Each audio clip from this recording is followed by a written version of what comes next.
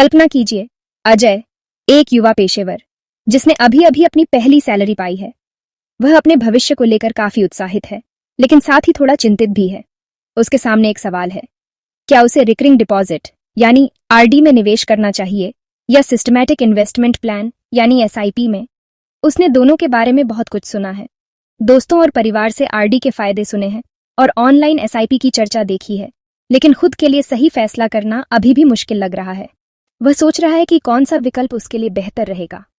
अगर आप भी अजय की तरह कंफ्यूज हैं और निवेश के विकल्पों को लेकर उलझन में हैं, तो यह वीडियो खास तौर पर आपके लिए है। इस वीडियो में हम आरडी और एसआईपी की आसान भाषा में तुलना करेंगे, ताकि आप अपनी वित्तीय स्थिति और लक्ष्यों के अनुसार सही विकल्प चुन सकें। हम दोनों के फायदे और नुकसान पर बात करेंगे और आपको यह समझने में मदद करेंगे कि कौन सा विकल्प आपके लिए सबसे उपयुक्त है। तो चलिए शुरू करते हैं। आज हम दो दोस्तों राहुल और सीमा की निवेश यात्रा पर निकलेंगे। दोनों ही अपने भविष्य को सुरक्षित करने और अपने सपनों को पूरा करने के लिए उत्सुक हैं।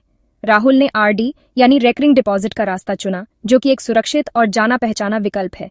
वहीं सीमा ने एसआईपी यानी सिस्टमैटिक इन्वेस्टमेंट प्लान को चुना, जो म्यूचुअल फंड में निवेश करने का एक तरीका है। आइए देखते हैं कि दोनों किस तरह से अपने अपने तरीके से निवेश की शुरुआत करते हैं और उनके अनुभवों से हम क्या सीख सकते हैं। राहुल हर महीने बैंक जाता है और एक तय रकम आरडी अकाउंट में जमा करता है। उसे इस बात की तसल्ली है कि उसका पैसा पूरी तरह से सुरक्षित है। उसे पता है कि उसे कितना ब्याज मिलेगा, क्योंकि ब्याज दर फिक्स है।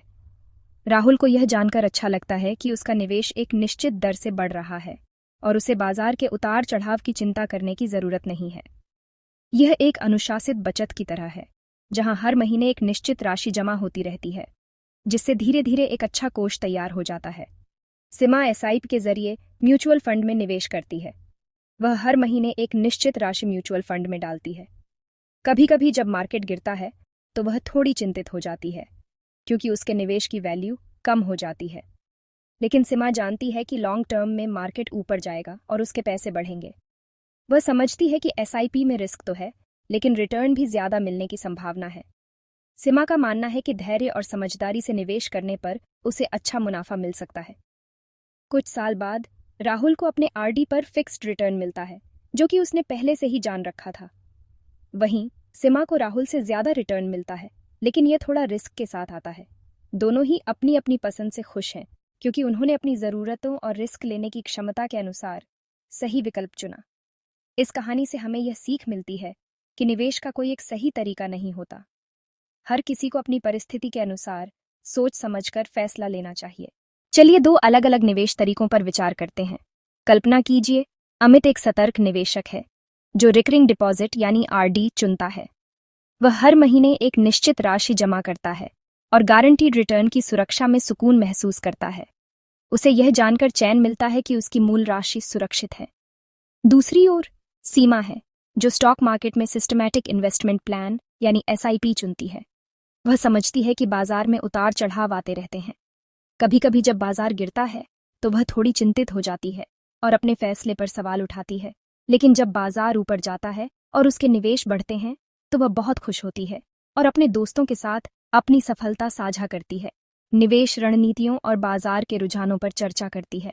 अमित अपने परिवार के साथ घर पर बैठा संतुष्ट है, ये जानते हुए कि उसकी बचत धीरे धीरे बढ़ रही है, भले ही रफ्तार थोड़ी कम हो। उसे कम जोखिम वाले निवेश से मिलने वाला मानसिक सुकून पसंद है। वहीं सीमा सक्रिय रूप से अपने दोस्तों के साथ एसआईपी के संभावित फायदों पर चर्चा करती है, अनुभव साझा करती है और एक दूसरे से सीखती है। उसकी सोच लंबी अवधि की है और उसे विश्वास है कि समय के साथ उसका पैसा पारंपरिक विकल्पों से ज्यादा बढ़ेगा। वह जोखिम को समझती है, लेकिन ज्यादा रिटर्न की संभावना के लिए उसे स्वीकार करती है। अमित को अपने आरडी से मिलने वाले ब्याज पर टैक्स देना पड़ता है, जिससे उसकी कुल कमाई थोड़ी कम हो जाती है। वहीं सीमा को एसआईपी निवेश में 1 लाख रुपये तक के टैक्स फ्री लाभ मिलते हैं, कुछ टैक्स छूटों की वजह से।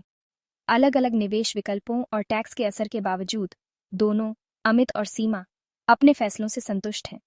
उनकी संतुष्टि इस बात से आती है कि उन्होंने अपनी जोखिम लेने की क्षमता, वित्तीय लक्ष्यों और बाजार की समझ के अनुसार निवेश चुना। दोनों को अपने वित्तीय भविष्य पर नियंत्रण महसूस होता है।